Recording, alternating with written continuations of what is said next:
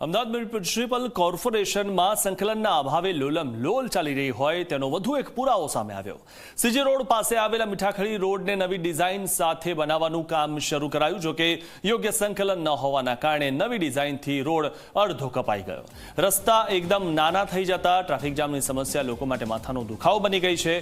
જો કે આ બાબત સ્ટેન્ડિંગ ચેરમેનના ધ્યાને આવતા કામ બંધ કરી દેવાયું। આ ઉપરાંત સ્ટેન્ડિંગ ચેરમેને અધિકારીઓને પણ ખખડાવ્યા। જો કે આવી બેદરકારી દાખવીને પ્રજાના પૈસાનું પાણી કરનારા લોકો સામે કોઈ કાર્યવાહી થતી નથી।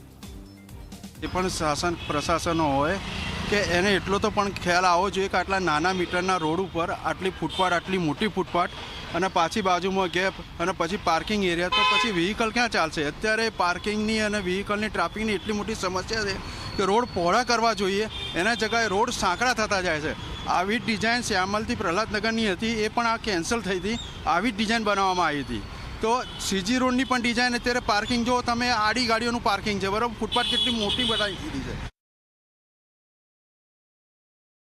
18 મીટરનો ઓરિજિનલ રોડ હતો, જે આપણે વાત કરીએ કે 2.5 મીટરની આપણે વાત કરીએ કે પાર્કિંગ ફેસ, 1.25 મીટરની ડક અને 1.5 મીટરની ફૂટપાથ, આ ત્રણ વસ્તુને પરિણામે જે રોડની જે પહોળાઈ હતી એ ઘણી સાંકડી થઈ જતી હતી, લગભગ અડધી 9 મીટર થતી હતી।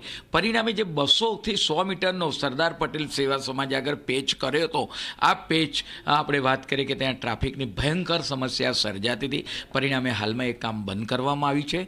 મહાનગરની અંદર જ્યાં આગળ ખોદકામ જે ચાલતું હતું ત્યાં આગળ હાલમાં પેચ કરી દેવામાં આવ્યો છે। આવનાર સમયગાળા દરમિયાન આની કોઈ પોલિસી મેકિંગ નિર્ણય કરી કે ભાઈ રોડની વિડ્થ હોય, પહોળાઈ હોય 30 મીટર હોય, 36 મીટર હોય, તો ત્યાં ફૂટપાથ કેટલી રાખવી એ માટેનો આપણે વાત કરીએ કે ઇન ફ્યુચર આ નિર્ણય આવનાર સમયગાળા દરમિયાન કરવામાં આવશે।